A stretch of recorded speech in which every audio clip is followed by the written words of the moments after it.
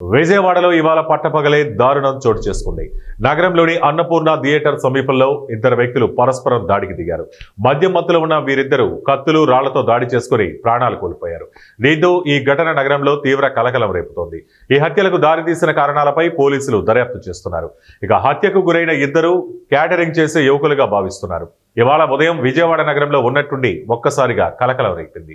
నగరంలోని గవర్నర్పేట సమీపంలో జంట హత్యలు జరిగాయన్న సమాచారంతో జనం భయాందోళనకు గురయ్యారు. విజయవాడ నగరానికి చెందిన ఒకరు, విజయనగరానికి చెందిన మరొకరు మద్యం మత్తుల పరస్పరం వ్యక్తిగత కారణాలతో దాడులు చేసుకున్నట్టు తెలుస్తోంది. ఈ దాడిలో వీరు కత్తులు వాడినట్లు పోలీసులు చెబుతున్నారు.